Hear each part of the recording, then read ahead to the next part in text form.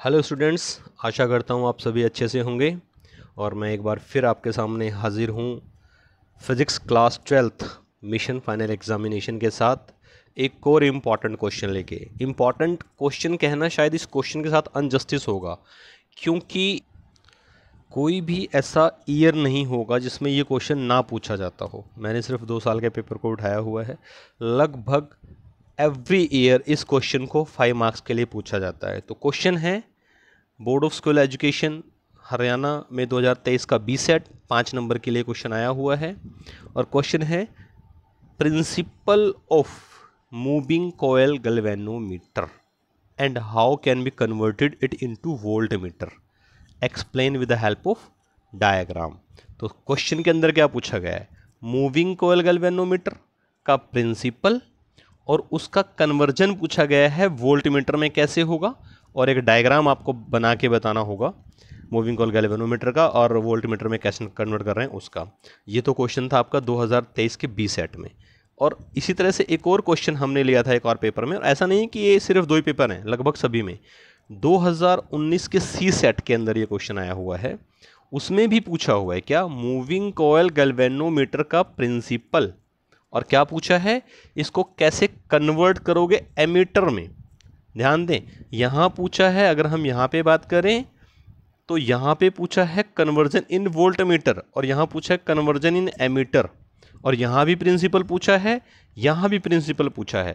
तो ज़्यादातर केसेस के अंदर मूविंग कॉयल गैल्वेनोमीटर की एक्सप्लेनेशन विद प्रिंसिपल पूछा जाता है। यहाँ भी explain the principle of moving coil galvanometer है, यहाँ भी explain the principle of moving coil galvanometer है, यहाँ पर भी कन्वर्टेड है, बट यहाँ पे एमीटर है और यहाँ पे वोल्ट मीटर है। तो देखते हैं इस क्वेश्चन का आंसर बेहतरीन से बेहतरीन तरीके से क्या होता है। कम से कम कितना लिखें जिससे हमारा काम चल जाए। मैं आपको एक आंसर शीट भी इसके अंदर दिखाऊंगा जिसके अंदर फुल मार्क्स अवॉर्डेड है। सेम क्वेश्चन है ये वाला। तो अभी हम इसका आंसर शुरू करते हैं। क्वेश्चन सबसे पहले आप लिख लीजिएगा, बोर्ड पेपर में बहुत इंपॉर्टेंट क्वेश्चन है, टॉप मोस्ट इंपॉर्टेंट क्वेश्चन है, एवरी ईयर 5 मार्क्स का आता है। मूविंग कॉयल गैल्वेनोमीटर को करने का मतलब है एटलीस्ट एग्जाम को क्वालिफाई कर लेना। तो आप मूविंग कॉयल गैल्वेनोमीटर को बहुत अच्छे से करें, साफ सुंदर सुथरे तरीके से, अच्छे तरीके से नोट्स बनाएं, पेंसिल से डायग्राम बनाएं, डेरिवेशन को अच्छे से लिखें, लेकिन जो स्टेटमेंटल सिचुएशन है उसको मेन पॉइंट के साथ कम से कम लिखें। और कम से कम में क्या लिखें, हमने यही देखना है इस क्वेश्चन के आंसर में। तो चलिए चलते हैं आंसर की तरफ। सबसे पहले देखते हैं कि मूविंग कॉयल गैल्वेनोमीटर है क्या चीज़। मूविंग कॉयल गैल्वेनोमीटर होता क्या है, ठीक है। मूविंग कॉयल गैल्वेनोमीटर होता क्या है, तो moving coil galvanometer is an instrument. क्या है, एक इंस्ट्रूमेंट है। क्या करता है इंस्ट्रूमेंट, ये instrument used for detection and measurement of small electric current. Micro ampere तक की बात कर सकते हो आप। माइक्रो एम्पियर तक के करंट को, माइनर सा करंट भी अगर कहीं से मूव कर रहा है तो मूविंग कॉयल गैल्वेनोमीटर उसको तुरंत डिटेक्ट कर देगा, मेजर करके बता देगा कितना करंट यहाँ पे है। मतलब स्मॉल से स्मॉल करंट को डिटेक्ट करने के लिए किसका यूज होता है, आपका डेड बीट गैल्वेनोमीटर भी कहा जाता है इसको। तो मैंने बताया आपको कि गैल्वेनोमीटर एक ऐसा डिवाइस है जिसका इस्तेमाल किया जाता है किस लिए, बहुत छोटे से छोटे करंट को डिटेक्ट करने के लिए, मेजर करने के लिए, और उसको मेजर करने के लिए इलेक्ट्रिक करंट को। ठीक है, आगे चलते हैं। अगला कंसेप्ट हमारा प्रिंसिपल की बात करते हैं। हर बार पूछा जा रहा है प्रिंसिपल, और बहुत छोटा सा प्रिंसिपल है, शुरू से करते आए हम इसको। 2 लाइनों में आपने इस बात को ख़त्म कर देना है लिखने के लिए, लेकिन समझने की बात करें तो बहुत सिंपल सा प्रिंसिपल है। क्या कह रहा है, it's working on the base of fact of when a current carrying coil is placed in uniform magnetic field. एक दोनों तरफ से नॉर्थ पोल और साउथ पोल का मैग्नेटिक फील्ड लगा दिया गया है, उसके बीच में करंट कैरिंग कॉइल को डाल दिया गया है। ठीक है, इसमें करंट फ्लो कर रहा है। और अगर आपको याद आता है तो ये डायग्राम है एग्जैक्टली इलेक्ट्रिक मोटर का। और जब यहाँ पर इसको आप प्लेस करोगे, अब मैं इसको डायग्राम में ही आपको समझा देता हूँ, जो उसका डायग्राम दिया हुआ है। ये देखिए, 2 मैग्नेट लगाए हुए हैं नॉर्थ एंड साउथ पोल, और इसके बीच में एक कोयल इंसर्ट की गई है। ये कोयल है जो इस तरह से आपको आती दिखाई दे रही है, इसमें से करंट फ्लो कर रहा है। ठीक है, तो ये इस पर बेस्ड है। और जब हम मैग्नेटिक फील्ड के बीच में करंट कैरिंग कोयल को डालेंगे जिसमें करंट फ्लो कर रहा है, तो हम ये बात जानते हैं कि जो मूविंग चार्ज है, जो चार्ज मूव कर रहा है, वो क्या करता है, वो एक्सपीरियंस करता है टॉर्क, वो फोर्स लगाता है। कैसा? Magnetic force. क्योंकि किसी भी मूविंग वायर में से, कॉयल में से, अब मूविंग वायर की बात करो, उसमें से क्या होता है, जब चार्ज पास होता है तो उसके अराउंड मैग्नेटिक फील्ड बन जाता है। क्लास 10th में हमने पढ़ा था state line conductor, state conductor के अराउंड में मैग्नेटिक फील्ड जनरेट होता है। तो यहां पर भी यही हुआ है कि हुआ क्या है, हमने नॉर्थ और साउथ पोल तो पहले से लगा रखे हैं और उसके बाद हमने एक वायर में से करंट पास करा दिया। करंट पास कराते ही उस वायर के चारों तरफ, उस कॉइल के चारों तरफ मैग्नेटिक फील्ड जनरेट हो गया और वो मैग्नेटिक फील्ड क्या कर रहा है, एक्सपीरियंस टॉर्क। अब टॉर्क समझे क्या है यहाँ पे? Torque is basically rotating force. क्या होता है? Rotating force. जब हम फोर्स लगाते हैं किसी चीज़ के ऊपर घुमा करके, जैसे कई बार आपने बॉलर को बॉल स्पिन कराने के लिए अपने हैंड से घुमाते हुए देखा होगा कि बॉलर बॉल को स्पिन कर रहा होता है, घुमा रहा होता है, तो उसे हम क्या कहते हैं? टॉर्क कहते हैं। यानी कि किसी चीज़ को घुमा करके फोर्स लगाना उसके ऊपर। वो आप इसको कुछ और एग्जांपल्स के साथ भी देख सकते हैं। जब हम कार स्टार्ट करते हैं तो हम उसकी जो की है उसको लगा करके घुमाते हैं, जो हमने घुमाने पे जो फोर्स लगाया है उसी को टॉर्क कहा गया है, रोटेटिंग फोर्स। जब हम किसी फोर्स को रोटेशनल डायरेक्शन में लगाते हैं, अपनी फिंगर से उसको रोटेट करते हैं, जैसे पेचकस करते हैं हम लोग स्क्रू अप डाउन अप करने के लिए, स्क्रू को निकालने या लगाने के लिए एक पेचकस लेते हैं, स्क्रू ड्राइवर, उस स्क्रू ड्राइवर से हम पेच को टाइट करते हैं, तो उसे भी टॉर्क कहा जाता है। बड़ी सिंपल लैंग्वेज है ये, ठीक है। और बॉल तो जनरली वो टॉर्क लगाई जाती है उसके ऊपर। तो जब हम किसी मैग्नेटिक फील्ड के बीच में करंट कैरिंग कॉइल को प्लेस करते हैं तो उसके ऊपर एक फोर्स लगता है टॉर्क की फॉर्म में। एक और एग्जांपल देने की कोशिश करते हैं। मान लीजिए ये नॉर्थ पोल है, ये साउथ पोल है, इसके बीच में कॉइल डाली गई है, तो क्या होगा, ये कॉइल जो है रोटेट करेगी। ये रोटेट, ये ए है, ये बी है, ये सी है, ये डी है, तो ये कोशिश करेगी कि रोटेट होकर के ए यहाँ आ जाए, बी यहाँ आ जाए, सी यहाँ आ जाए और डी यहाँ आ जाए, ठीक है। रोटेशनल फोर्स, आप सिंपली समझ लें कि रोटेशनल फोर्स। तो अब हम छोटी सी बात करते हैं प्रिंसिपल। फाइनल स्टेटमेंट प्रिंसिपल में लिखना क्या है आपने? It's work on the based of fact that when a current carrying coil is placed in uniform magnetic field it experience a rotating force या टॉर्क, ठीक है। बस यही इसका प्रिंसिपल है, उसी प्रिंसिपल पर ये काम करता है। आगे हम इसी कंस्ट्रक्शन और वर्किंग के बारे में पढ़ते हैं। तो कंस्ट्रक्शन कैसे की हुई है, सबसे पहले मैं आपको बता दूं कि डायग्राम कैसे बनेगा आपका, ठीक है। डायग्राम बहुत नीट साफ सुथरा बनाना है और कैसे स्टार्टअप लोगे ताकि आप बहुत अच्छा डायग्राम बना पाएँ और भूल ना पाएँ। तो सबसे पहले काम करते हैं, हम ये बेस बना देते हैं, ठीक है। बेस के ऊपर ये एक फ्रेम खड़ा कर देते हैं लाइक दैट, ठीक है। आफ्टर देन हमने यहां T1 लगा लिया, यहां पे T2 लगा लिया, ठीक है। एंड T1 से एक वायर उठाई, यहां पर हमने H हैंडल लगा रखा है, H पॉइंट है हमारा, और ये कॉइल ऐसे लेकर आए नीचे की तरफ,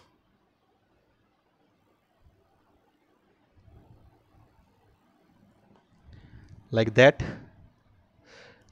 करंट की डायरेक्शन ये है, यहाँ पर एक मिरर लगा हुआ है रिफ्लेक्शन को देखने के लिए, गोल मिरर लगा देना है। और देखिए यहाँ पे कुछ नहीं है, ऐसे गया, रिंग बनाया इसने, और ये एक रिंग के साथ नीचे जाके एक एस डैश के साथ कनेक्ट कर दिया गया और उसके बाद उसकी कनेक्टिविटी T2 के साथ कर दी गई, ठीक है।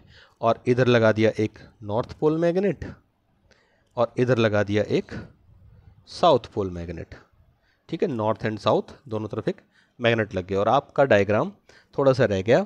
ये एक कोर के अंदर एक सॉफ्ट आयरन कोर को फिट किया गया है, जो आपको L दिख रहा है, that is soft iron core का बना करके इसके बीच में प्लेस किया गया है, जिसके चारों तरफ आपने क्या लगाया है, करंट कैरिंग कॉइल लगाई हुई। तो ये आपका डायग्राम पूरा हो जाता है। बहुत सिंपल तरीके से इस डायग्राम को बनाया जा सकता है, ज़्यादा कन्फ्यूज़न या उलझने की आवश्यकता नहीं होती है। समझते हैं इसकी कंस्ट्रक्शन को। हालांकि कंस्ट्रक्शन का भी एग्जामिनेशन में पूछा नहीं गया, प्रिंसिपल पूछा गया है, थ्योरी पूछी गई है। Most probably moving coil galvanometer के बारे में पूछा जाता है, डायग्राम पूछा जाता है, प्रिंसिपल पूछा जाता है। लेकिन थोड़ा बहुत अगर आप लिखना चाहें तो मैं आपको बता देता हूँ कि कंस्ट्रक्शन में क्या है, पूछ भी ले तो आप बता सकते हो। तो जो आपने डायग्राम बनाया है वही कंस्ट्रक्शन लिखनी है। क्या consist a coil of PQRS1 having large number of turn insulated copper wire. Insulated copper wire की इसमें काफ़ी नंबर ऑफ टर्न्स लगाई गई हैं, जो आप यहाँ पे ये देख पा रहे हैं टर्न्स PQRS1 कोयल की। The coil is wound over a non magnetic material frame usually brass, जो आप बीच में देख रहे हैं, विच मे बी रेक्टेंगुलर और सर्कुलर इन शेप। या तो रेक्टेंगुलर हो सकता है शेप में या सर्कुलर हो सकता है। The coil is suspended from a movable torsion head H, जो आपके पास ऊपर ये टॉरिजन हेड दिया हुआ है, मूवेबल टॉरिजन हेड, ये मूवेबल है, मतलब इसमें घूम सकती है वायर, इस तरह से रोटेट कर सकती है। Mean of suspension, by mean of suspension fibre of phosphorus bronze strip in uniform magnetic field produced by two strong cylindrical magnetic pole pieces N and S। तो ये आपका N और S दो मैग्नेटिक फील्ड इसके around में लगे हुए हैं। तो ये बेसिकली इसकी कंस्ट्रक्शन है। जैसे जैसे आपने डायग्राम बनाया है वैसे वैसे आप इसकी कंस्ट्रक्शन को लिख सकते हैं। तो आगे जो ये पोर्शन है, अगर आप लर्न कर सकते हैं तो इसके साथ जाइए, नहीं लर्न कर सकते इसको आप छोड़ सकते हैं, कोई प्रॉब्लम नहीं है। मैं आपको समझा देता हूँ। लेकिन The lower end of the coil is connected to one end of the hair spring S1 dash quartz और phosphorus branch, जो ये दिखा रहा है इसके साथ कनेक्टेड है lower and, and the other end of a highly elastic spring S dash is connected a terminal 2। और अगला कहाँ कहाँ कनेक्टेड है, टर्मिनल 2 पे। ये एंड कहाँ कनेक्टेड है, टर्मिनल 2 पे कनेक्टेड है। If the coil is in rectangular it is so held within the coil that coil can rotate freely without touching the iron core or the pole of the pieces। अगर ये rectangular shape में है तो बिना touch के इसको ऐसे place करना है कि वो टच ना करे और फ्रीली मूव कर सके। This makes the magnetic field link the coil to be radial effect. ये समझना रेडियल इफेक्ट क्या होता है, यहाँ दिखाया गया रेडियल इफेक्ट। रेडियल इफेक्ट का मतलब है सर्कुलेट करना, उसको मूव कराना, किसमें, रेडियल में। रेडियल मतलब रेडियस में, सर्कल में। The plane of the coil in all position parallel to the direction of magnetic field. M is concave mirror attach to the phosphorus bronze strip. अब मैंने आपको बताया था M कहाँ पे लगा हुआ है, ये लगा हुआ है आपका mirror. This helps us to note the deflection of the coil using the lamp scale arrangement. The whole arrangement is enclosed in a non-metallic case of avoiding disturbance due to air. This case is provided with leveling screw, जो ये आपके नीचे लगे हुए हैं, ये leveling screw लगे हुए हैं ताकि इसको बैलेंस पे रखा जा सके, ऊपर नीचे ना हो। Galvanometer can be connected in the circuit through terminal T1 and T2। Terminal जो आपके T1 T2 यहाँ पे लगे हुए हैं, इनके थ्रू इसको सर्किट कनेक्टिविटी दी जाती है, किसको, मूविंग कॉयल गैल्वेनोमीटर को। ठीक है, तो आप ये लिख सकते हैं, आपको जितना इसमें से समझ में आया है।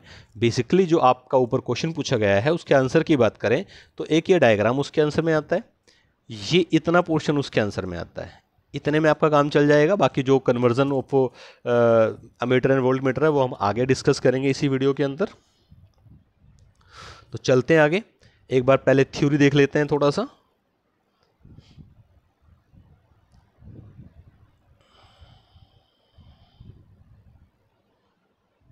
चलिए थ्योरी देखते हैं, थ्योरी में क्या कहा हुआ है इसके।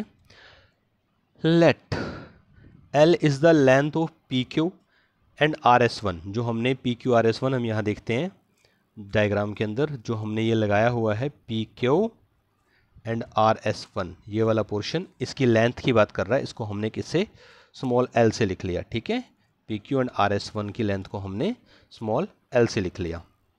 एंड आगे क्या बात करते हैं, B the breadth of QR। तो उसी कोयल के अंदर अगर आप देखें तो इस तरह से कोयल थी वो, तो हमने इसको तो L ले लिया और इसको जो ये वाला पोर्शन था इसको B ले लिया। लेंथ एंड ब्रेथ की बात हुई यहाँ पे। और S1P of the coil. N is the number of turn, जो N है यहाँ पे नंबर ऑफ टर्न, कौन से टर्न, जो इसके बीच में यहाँ पे ऐसे लगा रखी हैं। नंबर ऑफ कोयल मैं आपको डायग्राम में दिखा देता हूँ। नंबर ऑफ टर्न्स, ये नंबर ऑफ टर्न्स ये वाली, ये जो टर्न्स इसके अंदर ऐसे घूमी हुई हैं, that is a number of turns n, ठीक है। n is the number of turns in the moving coil galvanometer के अंदर जो लगी हुई है, number of turns in area each turns of coil. Number of turns की बात की थी हमने कि जो नंबर ऑफ टर्न्स उसके अंदर लगी हुई हैं वो नंबर ऑफ टर्न्स कितनी है वहाँ पे, उस पर डिपेंड करेगा थ्योरी में। And area of each turns of the coil, A निकालना चाहे तो क्या होएगा, सिंपली रेक्टेंगुलर फॉर्म में है तो रेक्टेंगल का एरिया होता है लेंथ इनटू ब्रेथ, यानी कि L इनटू बी। आगे और दो चार पॉइंट लेते हैं इसके, जैसे कि उसने क्या कहा, बी यहाँ पे क्या है, strength of magnetic field in which coil is suspended, जो आपकी कॉयल सस्पेंड की गई यहाँ पे, लटकाई गई है एक तरह से कह सकते हैं, ये कॉयल जो लटकाई गई यहाँ पे सस्पेंड की गई है, ये दो मैग्नेटिक फील्ड के बीच में अप्लाई की गई है, तो आप इसको क्या कहोगे, that is B magnetic strength of the, जहां पर वो कोयल सस्पेंड की गई हैं। आई क्या है, I is the current flowing through the circuit, कि वहां से जो करंट है वो फ्लो कर रहा है, उसकी डायरेक्शन PQRS1 है, जैसा फिगर में आपने देखा। Let an instant alpha with the angle which is normal drawn on the plane of the coil makes with the direction of magnetic field. As we discussed already, the rectangular coil carrying current when placed in the magnetic field experience a torque, जो हमने principal में बात की थी, whose magnitude is given by tau, magnitude torque का tau magnitude given क्या, number of turns n, आप देख रहे हैं number of turns n, I current flowing through, A magnetic field कितना लगा हुआ है, एरिया कितना है कोयल का, यहाँ पे जो आप बात करें तो उसका कोयल का एरिया कितना है, एंड साथ में साइन ऑफ एंगल अल्फा, ठीक है। और यहीं पे अगर हम बात करें कि जो हमारा मैग्नेटिक फील्ड लगा है वो रेडियल लगा है, रेडियल लगा है तो उससे क्या होगा, the plane of the coil is parallel किसकी, to the direction of the magnetic field, इसका मतलब अल्फा जो है वो 90 डिग्री होगा, और अल्फा अगर 90 डिग्री है तो साइन 90, साइन अल्फा की बात कर रहा है, साइन 90 की बात कर रहा है ये, साइन 90 यानी कि साइन अल्फा वो 1 होगा, और अगर ये 1 हुआ तो जो यहाँ पे साइन अल्फा है इसकी वैल्यू को 1 पुट करके हमारे पास जो टाउ है उसका रिलेशन आ जाएगा NIBA। Due to this torque the coil rotates, अब जो टोर्क लगा, टाउ टोर्क लगा, उसकी वजह से क्या हुआ, कोयल रोटेट हुई। The phosphorus bronze strip gets twisted, जो फॉस्फोरस ब्रॉन्ज स्ट्रिप लगी हुई है वो ट्विस्ट हुई।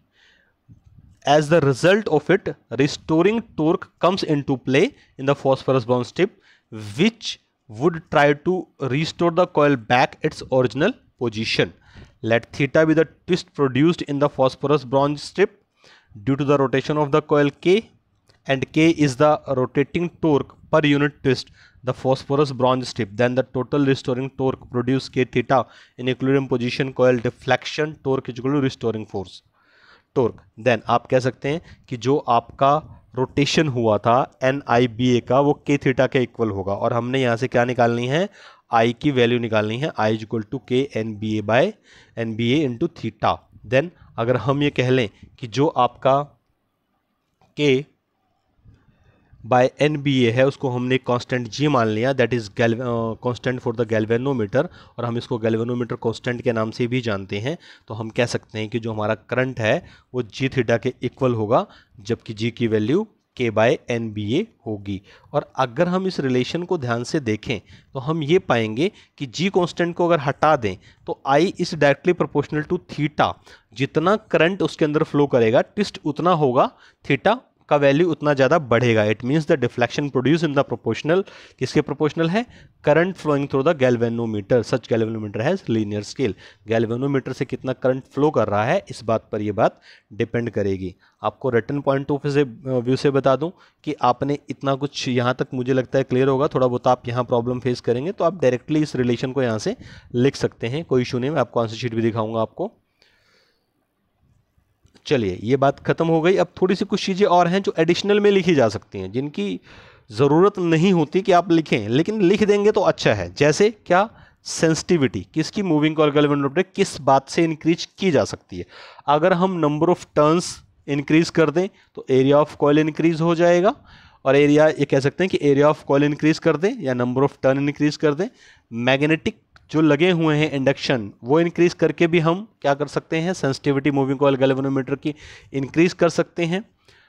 डिक्रीजिंग द कपल पर ट्विस्ट द सस्पेंशन फाइबर, जो सस्पेंशन फाइबर लगी हुई है उसको डिक्रीज कर सकते हैं, उसके कपल पर यूनिट ट्विस्ट को, उससे भी आपका जो है ये सेंसिटिविटी इसकी बढ़ जाएगी।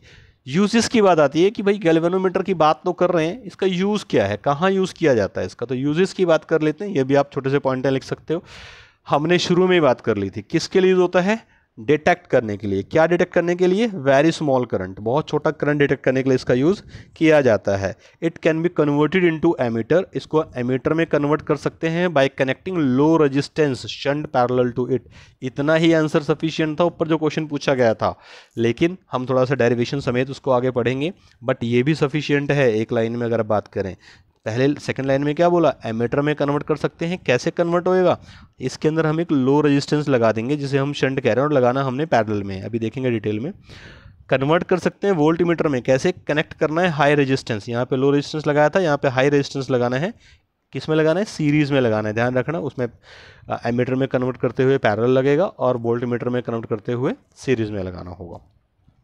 कन्वर्ट कर सकते हैं एवोमीटर। एवोमीटर क्या होता है भाई, एमीटर, वोल्टमीटर, ओहोमीटर, तीनों मीटर में कन्वर्ट कर सकते हैं अपनी ज़रूरत के अनुसार इसको, किसको, मूविंग कॉइल गैल्वेनोमीटर को। तो ये बेसिक यूजेस से 2-3 लाइनें आप ये लिख सकते हो। हालांकि एग्जामिनेशन में कभी यूजेस नहीं पूछा जाता इसका, बट इसके यूजेस में भी जो दिया हुआ है वो इसके क्वेश्चन का एक पार्ट कह सकते हैं आप। कन्वर्जन ऑफ गैल्वेनोमीटर जो अगला टॉपिक है, किसमें, एमीटर में। एक क्वेश्चन के अंदर पूछा गया था कि जो एमीटर है उसको जो गैल्वेनोमीटर है, जो हमारे पास गैल्वेनोमीटर है उसको एमीटर में कैसे कन्वर्ट करना है। तो ये galvanometer is converted into ammeter by connecting in parallel with a low resistance. बात कर ली हमने पीछे कि हम पैरेलल में करेंगे और क्या करेंगे, लो रेजिस्टेंस कनेक्ट करेंगे, तो हम उसे क्या बोलते हैं, उसको शंट रेजिस्टेंस भी बोलते हैं, shunt. Suitable shunt resistance is chosen depending upon the range of ammeter. हमें एमीटर किस रेंज का बनाना है उसके अकॉर्डिंगली हम शंट का रेजिस्टेंस यूज कर सकते हैं। और एक छोटा सा सर्किट डायग्राम इस पे बना सकते हैं हम। इधर से आई करंट फ्लो कर रहा है, ठीक है, यहाँ पर हमने गैल्वेनोमीटर जी लगा लिया और इस गैल्वेनोमीटर के पैरेलल में हमने एक रेजिस्टेंस S लगा दिया जिसे हम शंट भी कह रहे हैं। और यहाँ जो करंट आया वो I माइनस आई जी की फॉर्म में आया, यहाँ पे I करंट आया। मैथमेटिकली अगर हम इसको थोड़ा सा देखें, देखिए क्या है इसमें, RG क्या है हमारे पास, resistance of galvanometer. G that is galvanometer coil जो यहाँ पे लगा हुआ है। I total current passing through the circuit, जो करंट I पास कर रहा है सर्किट में से, that is IG total current passing through the galvanometer, जो गैल्वेनोमीटर से करंट पास कर रहा है IG, and RS is the resistance of shunt, जो शंट का रेजिस्टेंस है उसको हमने RS ले लिया। इतनी वैल्यू लेने के बाद हम सिंपल सा एक मैथमेटिकल फॉर्मूला इसके अंदर लिख देते हैं, दिस वन, ठीक है, सिंपल सा mathematical formula, RG into IG is equal to I minus IG into RS। बस इससे आपका काम चल जाएगा, आपको डिटेल लिखने की ज़रूरत नहीं पड़ेगी। मैं आपको अभी आंसर शीट दिखाऊंगा एक, उससे पहले हम दूसरा पॉइंट कर लेते हैं, conversion of galvanometer to voltmeter. पहला पॉइंट था हमारा गैल्वेनोमीटर को कन्वर्ट करना है एमीटर में, जो हमने अभी डिस्कस किया। सेकंड पॉइंट है conversion of galvanometer to voltmeter. ध्यान रखना ये अलग अलग पॉइंट है, इकट्ठे कभी कभी आता है कि वोल्ट मीटर मीटर इकट्ठे पूछ लिया जाए, मैं इकट्ठे समझा रहा हूँ, लेकिन इकट्ठे क्वेश्चन में आएगा नहीं एक साथ एग्जामिनेशन में। प्रिंसिपल आ सकता है कंटिन्यूटी में और वो एक पूछेगा या वोल्ट मीटर या अमीटर के बारे में। Conversion of galvanometer into volt meter की बात करते हैं। The galvanometer is converted into volt meter by connecting, क्या करना है, कनेक्ट करना है, क्या, सीरीज में, क्या, हाई रेजिस्टेंस को सीरीज में कनेक्ट करना है। हाई रेजिस्टेंस को सीरीज में कनेक्ट करने के बाद, और वो भी डिपेंड करेगा वोल्ट मीटर की रिक्वायरमेंट कितनी है, तो आपको हाई रेजिस्टेंस सीरीज में कनेक्ट करोगे तो आपका क्या बन जाएगा, ये वोल्ट मीटर। देखिए यहाँ पे, तो ये आपका करंट इस तरह से फ्लो कर रहा है और आपने देखा यहाँ पे गैल्वेनोमीटर कनेक्ट किया, गैल्वेनोमीटर के साथ सीरीज में रेजिस्टेंस लगाया हमने। ये जो रेजिस्टेंस आप यहाँ देख रहे हैं, ये रेजिस्टेंस सीरीज में लगा हुआ और करंट ऐसे पास आउट कर जा रहा है, यहाँ से यहाँ तक V वोल्ट यहाँ से सप्लाई हो रही है। मैथमेटिकली देख लेते हैं थोड़ा सा इसके विषय में क्या लिखना हो सकता है। सेम बातें यहाँ पर भी पिछले क्वेश्चन की तरह लिखी गई हैं। RG क्या है, रेजिस्टेंस ऑफ गैल्वेनोमीटर, R क्या है, वैल्यू ऑफ हाई रेजिस्टेंस जो यहाँ पे लगी हुई है, G क्या है, गैल्वेनोमीटर कॉइल, I क्या है, total current passing through the circuit. इस सेक्टर में से कितना करंट पास कर रहा है।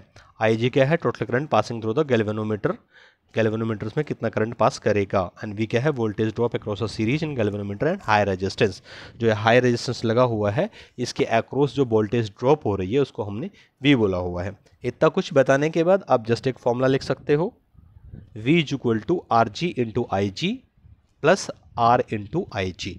तो इसके साथ ही आपका ये क्वेश्चन कंप्लीट हो जाता है, ठीक है, जिसके अंदर हमने डिस्कस किया conversion of galvanometer into voltmeter. छोटा सा डेफिनेशन, एक डायग्राम और छोटा सा डेरिवेशन, आप कह सकते हैं कि सिर्फ ये इतना एग्जैक्टली, ठीक है। इसी तरह से हमने इससे पहले डिस्कस किया क्या, conversion of galvanometer into ammeter, और क्या एक छोटी सी डेफिनेशन में क्या कि आपको कनेक्ट करना है क्या लो रेजिस्टेंस पैरेलल में, इससे शंट सर्किट बनेगा और ये इसका डायग्राम होगा, ठीक है, और ये इसकी छोटी सी मैथमेटिकल फॉर्म होगी। इससे पहले हमने डिस्कस किया यूजेस, जिसकी बहुत ज़्यादा ज़रूरत नहीं है, बट जो हमने डिस्कस किया कन्वर्जन ऑफ गैल्वेनोमीटर एमीटर, उन्हीं बातों को यहाँ पर 3 लाइनों के अंदर लिखा हुआ है। और जो इसने detect and measure the very small current, वो हमने गैल्वेनोमीटर में ही पढ़ लिया था। तो ये चारों बातें जो यूजेस में लिखी हुई हैं एक तरह से रिपीटेड कह सकते हैं। You can use to clarify the usages of moving coil galvanometer. Sensitivity की अगर हम बात करें, हमने बात कर ली थी कि सेंसिटिविटी कैसे बढ़ाई जा सकती है, नंबर ऑफ टर्न्स बढ़ा दो, एरिया ऑफ कॉइल बढ़ा दो, मैग्नेटिक इंडक्शन बढ़ा दो, या डिक्रीज कर सकते हो क्या couple of per unit twist of the suspension fibre, ठीक है, यहाँ से आप इसको कर सकते हो। एंड ये हमने पूरा इसका थियोरेटिकल डेरिवेशन पढ़ा, और मैंने आपको बताया कि आप माइनर से लिख के भी काम चला सकते हैं इसके अंदर। जितना आपको समझ में आता है बहुत अच्छी बात है, अच्छे से लिखिए, लेकिन कम से कम ये डायग्राम बनाइए, ये स्टेटमेंट लिखिए, ये प्रिंसिपल लिखिए, और हो सके तो कंस्ट्रक्शन जरूर लिखिए। और मैथमेटिकली जो यहाँ पर हमने ये प्रूफ किया हुआ है इस चीज़ को जरूर प्रूफ कीजिए। इतना आप कर देते हैं तो एक सफिशिएंट आंसर, जो क्वेश्चन हमने पूछा गया हमसे यहाँ पे, अगर हम क्वेश्चन की तरफ जाएं अपने, तो जो हमसे पूछा गया तो क्वेश्चन हो जाता है। हमने प्रिंसिपल को एक्सप्लेन कर दिया, मूविंग कॉइल गैल्वेनोमीटर के कन्वर्जन एक्सप्लेन कर दी, यहाँ पर भी प्रिंसिपल पूछा हुआ है एक्सप्लेन कर दिया, यहाँ भी कन्वर्जन कर दिया, और साथ में हमने हेल्प डायग्राम बना के बता दिया। इस तरह से हमारा क्वेश्चन बिल्कुल कंप्लीट हो जाता है। और अब हम देखते हैं एक आंसर शीट जिसमें फुल मार्क्स अवॉर्ड किए गए हैं। ये एक आंसर शीट है जो आपके सामने खुली हुई है, और ये एक आंसर शीट है मूविंग कॉइल गैल्वेनोमीटर की। क्या करते हैं, यूज़ मेजर एंड डिटेक्ट क्या स्मॉल इलेक्ट्रिक करंट, और प्रिंसिपल दिया हुआ है it's working is based on the fact that when current carrying coil is placed in uniform magnetic field is experience torque, क्या एक्सपीरियंस करती है, टॉर्क एक्सपीरियंस करती है। कंस्ट्रक्शन में थोड़ा सा लिखा हुआ है PQRS जो है वो जो है आपका एक कॉइल कंसिस्ट करती है, लार्ज नंबर ऑफ टर्न्स इसके अंदर है इंसुलेटेड कॉपर वायर के साथ। It is suspended by the movable torsion head H by means of the phosphorus और bronze strip. North and south दो मैग्नेट्स पोल इसके अंदर लगाए गए हैं। A soft iron core placed in non magnetic metallic frame, the end of the coil is connected to one end of the spring hair S and other end of the hair spring connected to the terminals, metallic frame is rectangular, जो आपको बताया गया है इसके अंदर। इतनी सी बात लिख के काम चल जाता है। और गैल्वेनोमीटर कन्वर्टेड इनटू एमीटर के लिए देखो कितना लिखा हुआ है, सिर्फ इतनी सी बात लिखी हुई है कि जो लो रेजिस्टेंस है कनेक्ट किया गया है किसमें, पैरेलल कनेक्ट किया गया है, और उसको शंट बोला गया है। एक डायग्राम बनाया गया और एक क्लास का रिलेशन लिखा गया है। इतने में आपका काम कंप्लीट हो जाता है। तो आई होप आपको वीडियो समझ में आई होगी। कोई प्रॉब्लम हो तो कमेंट में बताइए, उसको इम्प्रूव किया जाएगा। और लगे रहिए अपने मिशन फाइनल एग्जामिनेशन की तरफ। Wish you all the best. Thank you so much.